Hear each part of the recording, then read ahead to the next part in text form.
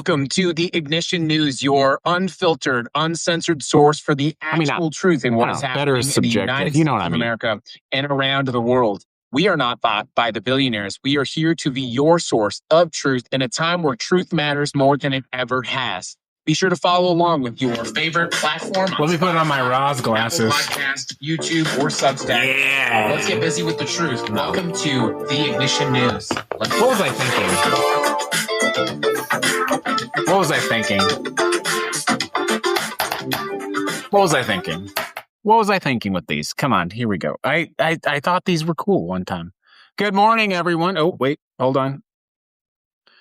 Good morning, everyone. Welcome to the Ignition News. It is March 10th. We're just breezing through the month of March. It's so good to have you on the show. We got started a little bit earlier today. The good news, everyone, is that we've inched step closer to finishing the studio, which gives us a more reliable location to film the everything, but the news especially. So that should be wrapping up soon. I'm really excited about that. I've had to learn about all kinds of things like sound dampening, all kinds of fun stuff. But now we're getting closer. So once we have that studio officially launched, then we'll get the show scheduled for a more reliable time to make it easier for you to find us. But as a quick reminder, you can always find the show on your favorite podcast platforms, Spotify, Apple Podcasts, YouTube, and Substack. And we do publish episodes that are not broadcast live. We are streaming live on YouTube, Twitch, somewhere else that I forget, Substack, and of course, TikTok. And it's so good to have you with us on the show today. We have a lot of stories to talk about today, but please take a minute and follow us on one of your favorite podcast platforms. In 1876, on this day, the first telephone call was made. On March 10th, 1876, Alexander Graham Bell made his first successful telephone call. Of course, you may remember the famous phrase, he called his assistant and he said, "Mr. Watson, come here. I want to see you." Those are the first words ever spoken on a telephone. In 1891, the Stroger switch, Almond Stroger patented the first automated telephone exchange. This moved the world away from the operators that were, plugging the cables in, all those kinds of things. In 1862, the federal government began issuing its first paper notes, $5 bills, $10 bills, and $20 bills. This was to finance the Civil War. This was a pretty massive shift away from hard currency like gold or fake currency like crypto. And this was also the peak of the dot-com bubble. The peak of the dot-com bubble. So, other stuff. 1922, Gandhi was arrested. What else? In 1959, it was the Tibetan Uprising. So lots of stuff happened on March 10th. There's a ton of news that's happening today. Let's see. We're getting ready to go to the end of March. Why was everybody tired on April 1st? Why was everybody tired on April 1st? Because they had just finished a 31-day march.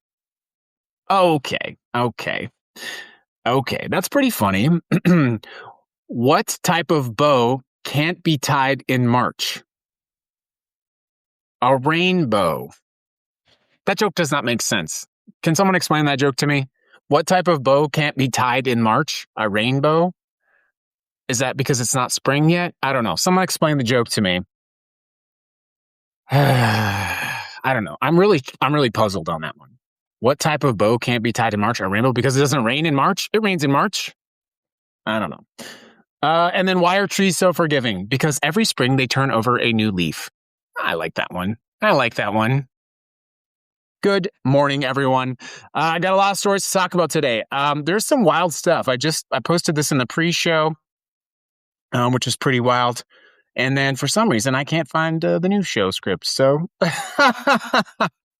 what's going on? I feel, is it my federal agent again? It is. While I'm waiting for my new script to load on the prompter, I just want to let you know that our show is sponsored by Ignite, Fighting Fascism in the Age of Its Rise. Ignite is a signature podcast, 14 episodes, 4 bonus episodes, and it teaches you how to fight fascism. We built it right here on Rebel Radio, which is where we're streaming this. And it's a guide. Whether that's running for office or whether that's protecting your elections or fixing the pothole in front of your streets, Ignite, Fighting Fascism in the Age of Its Rise, is a free guide. There's no strings attached. And even though we haven't added new episodes to Ignite, it still continues to absolutely blow away the numbers on Spotify, especially. So I think sometimes people come join the show. What's this guy about? They hear about Ignite. They go download the podcast. And it's really special. We put it together as a group here on Rebel Radio. So yeah, it's good stuff. All right, here we go. Good joke, Robert. All right, so we got 5 stories today. We're going to go briefly over them because they're all very important and they all have one key theme. On the Ignition News, I always like to have two concepts. Number 1, the important news you need to know. Number 2, how do they tie together? So yeah, let's get into it. The first story today, this one is insane. Pete Hegseth went on an absolute spender bender in the month of September. He spent $93 billion. We just got the financial reporting in from this, and that's insane. We've never spent that much money in the military at the end of the fiscal year since 2008, right before Obama was sworn in as president. Now, part of this is because the military has a use it or lose it budget. But to be very clear, they do not have to spend that money. If they did not spend that money, it would be returned to you, the taxpayer, to you in the Treasury, and we would amend the military budget to contract the military budget. So what did Mr. Hegseth spend $93 billion on, you might be asking yourself? Well, $7 million in lobster tails in 1 month. 1 month. $2 million, an Alaskan king crab. Now, you might be thinking to yourself, oh, we're getting lobster tail for the troops because they're going to conflict, blah, blah, blah. This was September 2025. $15.1 million in ribeye steak, $5.3 million in iPads, a $100,000 piano for the Air Force Chief of Staff's house. $26,000 for a violin, a $21,750 handmade Japanese flute you bought for the military, and $12,000, this is insane, $12,000 worth of stands for fruit baskets, specifically fruit basket stands. The furniture bill alone, they spent $225 million. They did not go cheap. We're not talking folding chairs. They got premium furniture from Herman Miller. In the last 5 days of September, they spent $50 billion.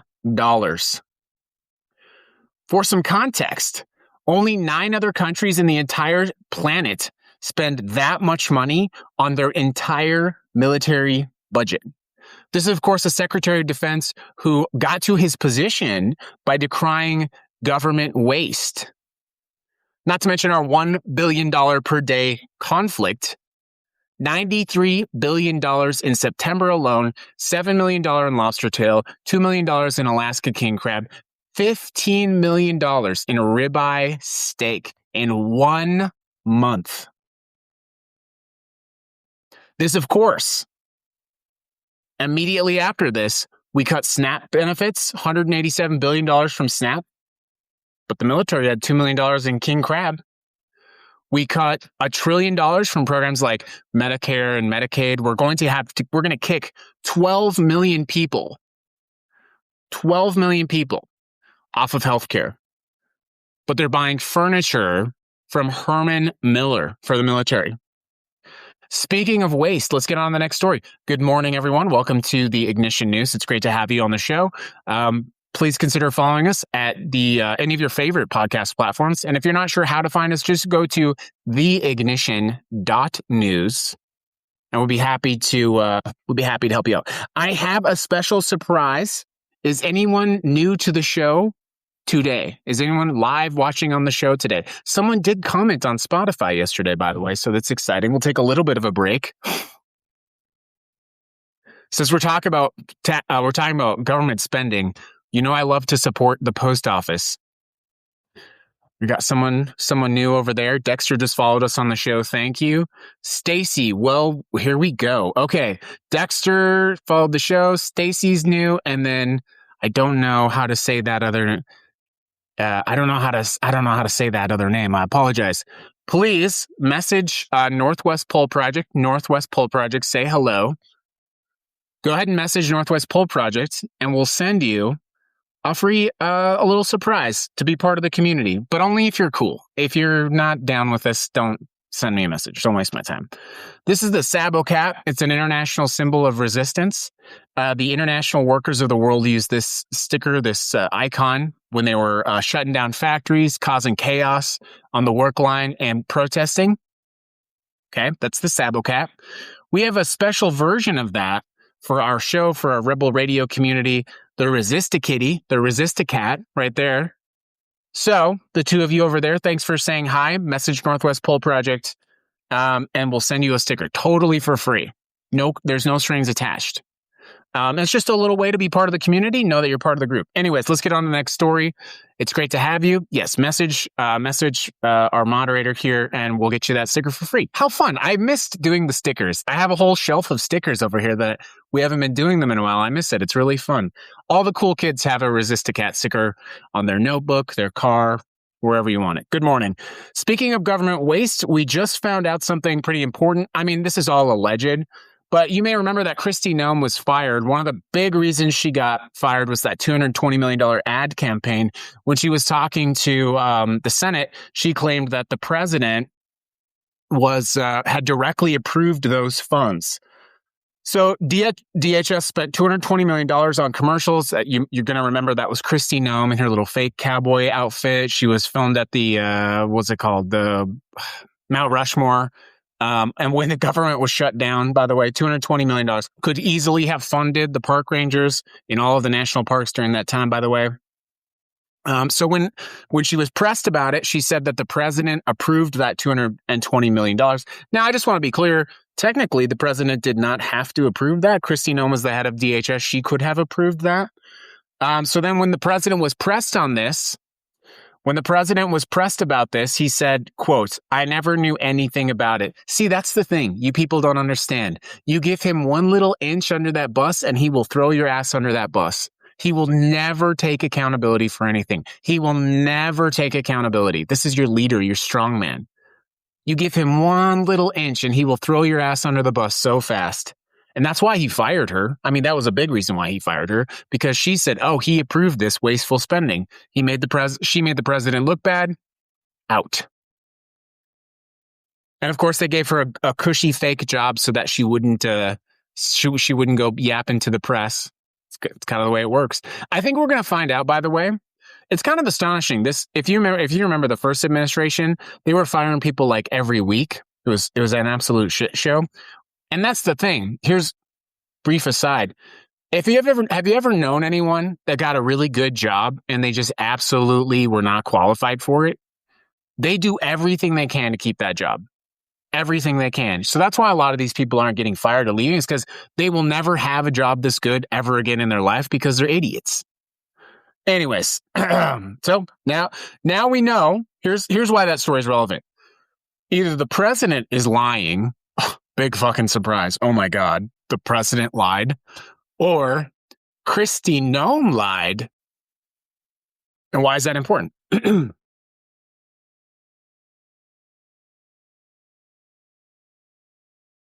Either the president is lying or Kristi Noem committed perjury. Pretty big deal. Let's move on to the next story. And that is the war in Iran. This one's actually more of a subtopic on that conversation. Thousands of American citizens were and are stranded in the Middle East. The president spent weeks publicly and loudly amassing military assets in the region. They moved all these ships, all these troops into place. They did not issue travel advisories for Americans in the region before they began bombing. It did not issue orders of non-essential evacuations. It did not coordinate emergency flights home. When Americans in the regions called the emergency department, the State Department's emergency hotline, after the strikes began, they got a recorded message. This is unbelievable. The recorded message said, and I quote, "It's important that you listen to this. Please do not rely on the U.S. government for assisted departure or evacuation at this time. There are currently no United States evacuation points. That is because they are busy using those points to store all of the lobster they bought in September. One stranded American in Abu Dhabi said, "I feel betrayed and left out to dry by my own government." Where the fuck have you been? Where have you been? So there you go. We launched a war. And just to be clear, if you're not familiar, when this type of thing happens, typically the State Department's, not typically, let's just be super clear. In this situation, the State Department's number one job, everything else should stop. When there's a military conflict or Americans are in danger, all of the resources of the State Department, headed by Marco Rubio, should immediately not just help evacuate people, but locate them, actively and proactively locate stranded American citizens. That's why we have the State Department. So to hear people call the State Department and it's a recorded line, and the line says, "Don't rely on us." Like, why are you calling us? We got to go. We're at war. That is an outrage. No matter if you're a Republican, a Democrat, an independent, that is an outrage. That is insane.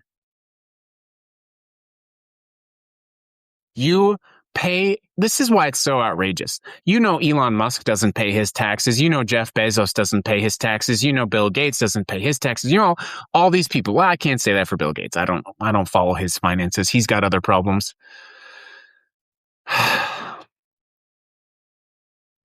They skirt their taxes. You pay 25% of your taxes to the federal government every year. And you would expect basic service. Hey, government, I am citizen. I am stranded.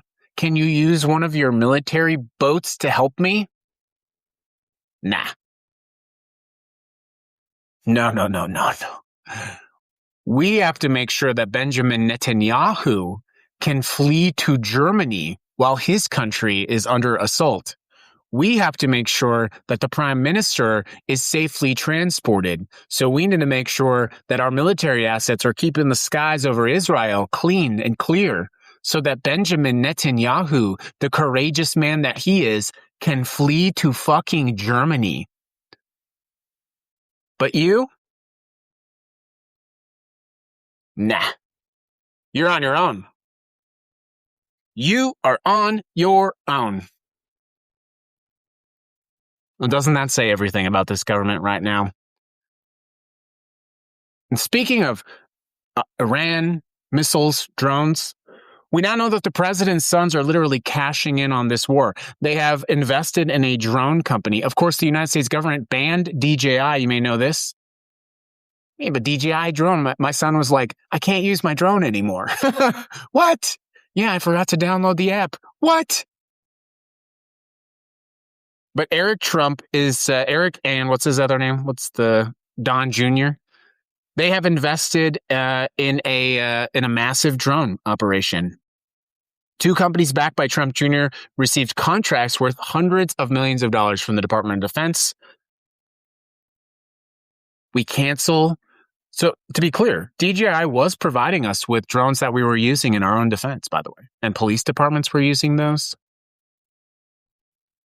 We banned DJI, and then the Trumps invest in some. There's going to be a Trump drone. I just know it. It's going to be gold. It's going to be tacky. It's going to be so huge. There's going to be a Trump drone, just like the Trump phone. And it's going to be just a DJI drone that they spray paint gold. I swear to God. That's what it's going to be. A Trump drone. It's going to be your military. A gold painted DJI Phantom, 4 years old, flying over. Insane. That's what it's going to be. I know my drones, by the way. A Phantom, a DJI Phantom, that's a very old drone. That's a deep cut for the drone people, okay? Gold spray painted DJI Phantom coming in to save you. Are you stuck? Are you stuck in Iran, American citizen? Try to grab onto the Trump drone. It's coming in. It's coming in to save you.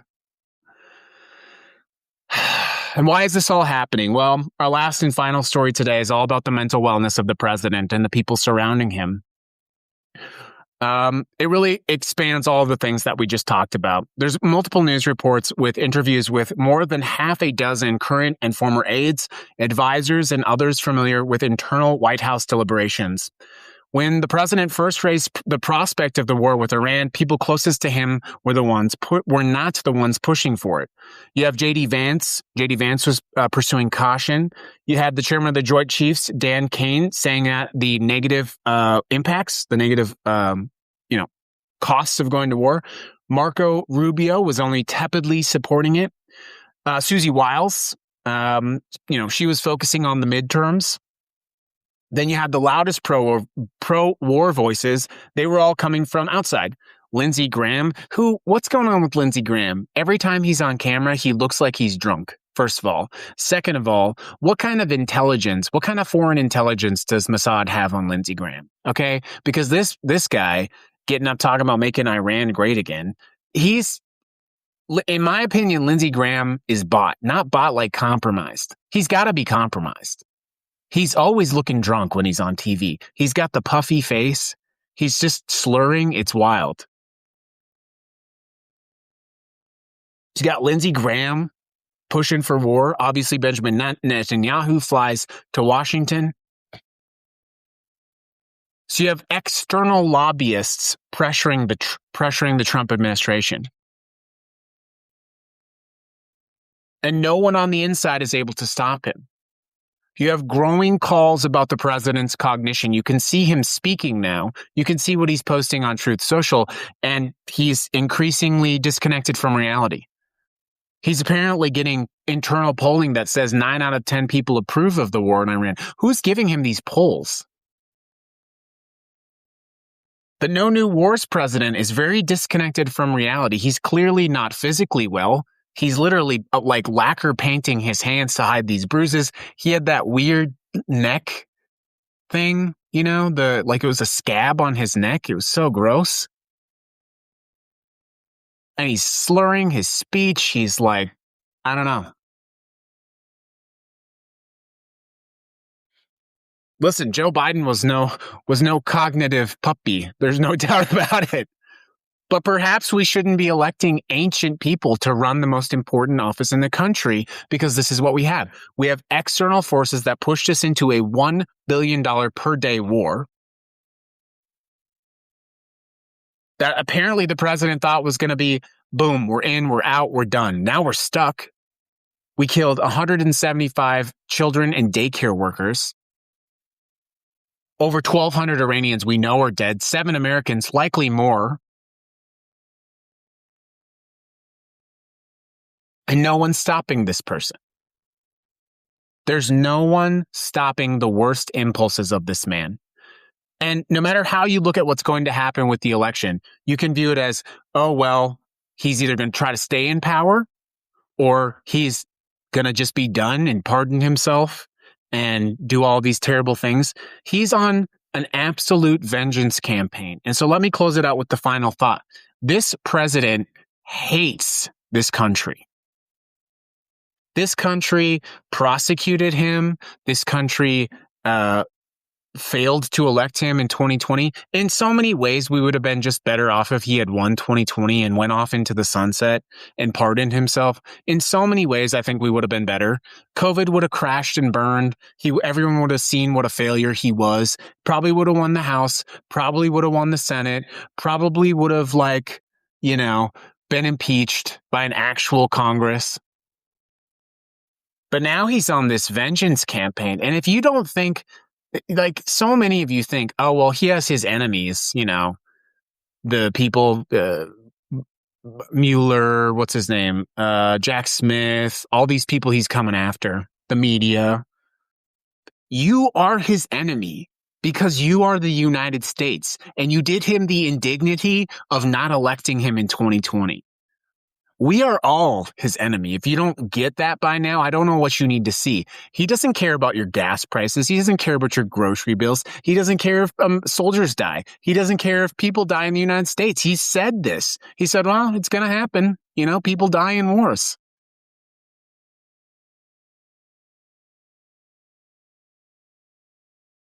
He doesn't care about you. And he hates his supporters the most. He thinks his supporters are disgusting. He wishes that all these cool, sexy liberals, these movie stars, these rock stars, he wishes that they liked him. He's repulsed when he looks out at his rallies and he sees those people. He's repulsed by them. He finds you repulsive.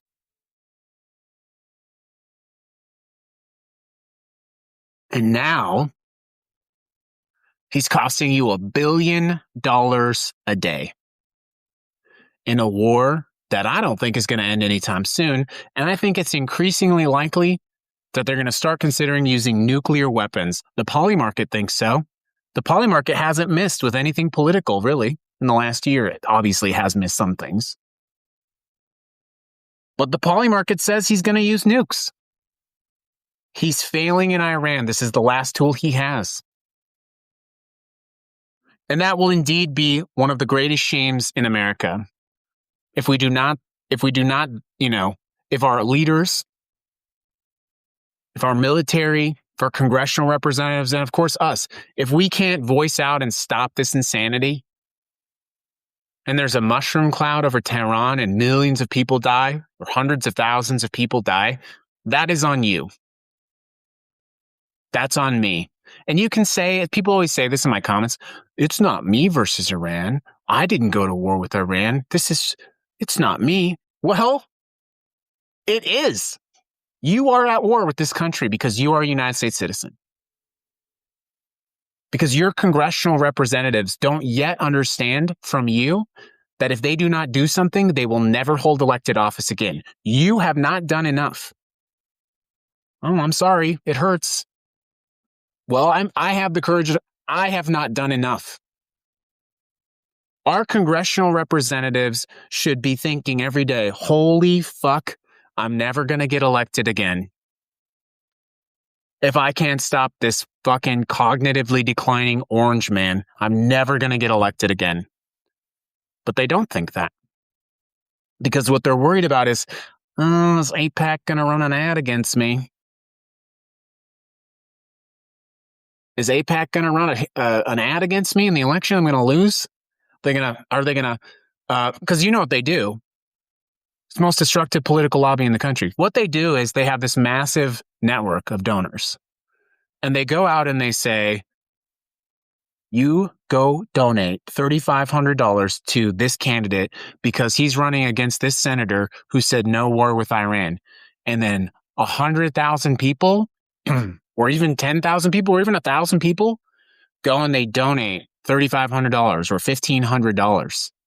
It's a coordinated attack on our democracy by a lobby for a foreign government. A lobby for a foreign government is dictating American policy. 93% of United States senators had either money or political influence from AIPAC. 93%.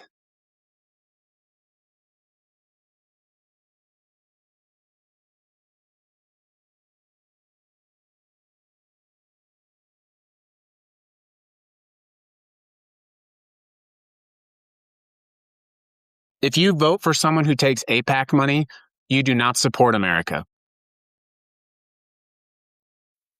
You support a lobby that's chief purpose is the protection of a foreign government. And I've said this before. This is going to be an issue in the midterms. Candidates who take AIPAC money are going to be politically just toxic. And they should be. And if you're watching this and you don't know about this and you're not familiar, you need to start learning. You need to start understanding. We'll cover that tomorrow. I'll break down how AIPAC works. I'll break down how their funding network works. Because every time you talk about it, what do they say? They go, oh, you're anti-Semitic. You're being anti-Semitic because you're saying the politicians shouldn't take money from an organization whose principal purpose is to benefit the state of Israel. And they make you afraid to talk about it because they brandish you as an anti-Semite. Well, I am simply asking that my country and my citizens, my family and my friends are protected. This is not about whether you are or not Jewish. This is about the fact that, as I said, let's wrap it up. Our citizens are stuck in countries like Iran, in countries like Iraq, and they can't get evacuated. I'm concerned about that. I'm concerned that our military spent $100,000 on a piano. I'm concerned about that. I'm concerned about the fact that no one is willing to stand up to this president. I'm concerned about that. I'm concerned about the fact that when I drive down my roads, my own roads, I talk about this all the time. I'm going to make a video of it. There's this road in Las Vegas on Spring Mountain. It's called Chinatown. It's like you're driving off-roading. Like it really is. This is a paved road that is in such disrepair that there's 4 or 5 inches of pavement. I'm not joking. 4 or 5 inches of differential pavement. If you're in Las Vegas, who knows what I'm talking about? Spring Mountain in down by Chinatown, you're off-roading. This is an American street.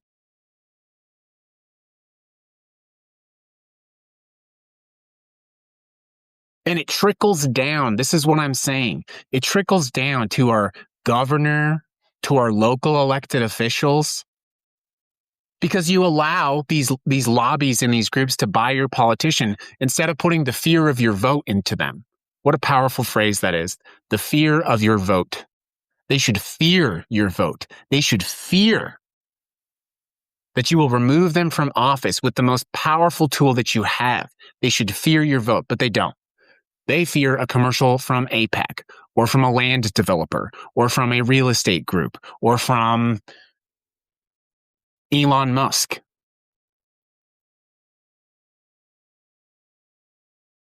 But you're more powerful than that. We are more powerful than that. And not everyone in this country is waking up right now. There's no doubt about it. But there is a group. There is a group awakening. You can either choose to be part of the awakening. You can either choose to say, no, I will not vote for any politician that takes AIPAC money. And you know what? This hurts to say, but if that means we lose some important elections, we got to start teaching these politicians lessons. This concept of harm reduction voting is a myth. Stop being bullied by the blue no matter who crowd. Stop being bullied by them. We might have to lose some important elections. We might have to take some L's to teach these people a lesson.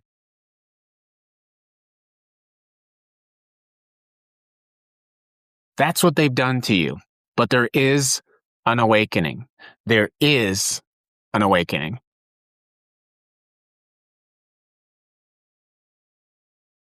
All the stories we talked about, this is not a misunderstanding. This is not an accident. This is the intentional corruption and misuse of your government. A deep and stinking rot.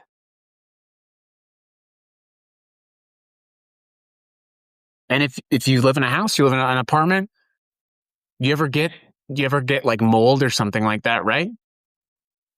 If you let the mold fester and grow, eventually it will kill you.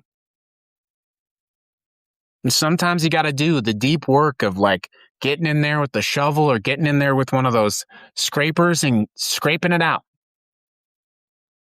Getting rid of the rot. You got to cut down some of the wood. Sometimes it sucks, you know? It's not fun. You got to take out some of that. It's hard work. And then you got to paint it over again. You got to put some new drywall in, paint it over again. But if you don't, the rot's just going to take over the house. And we're so close now. We're so close to all of it just crumbling down.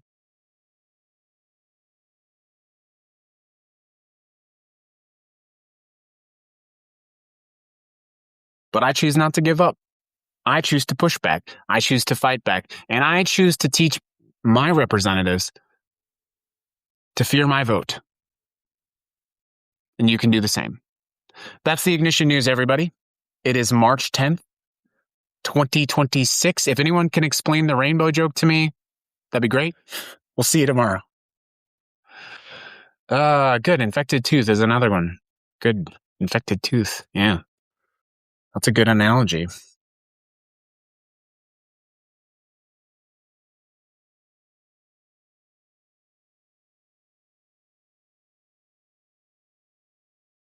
Good stuff. Don't forget to like and follow. Don't forget to Who are these people trying to come up on the shows? I don't understand. The arrogance of it all. Good show, everyone. I appreciate you. Got some salty. I got to pull out some things so I don't get kicked off of Spotify. So I got to do some editing. As the amazing moderator Robert said, don't forget to like and follow the show and find us on your favorite platforms, Spotify, Apple Podcasts, all those places.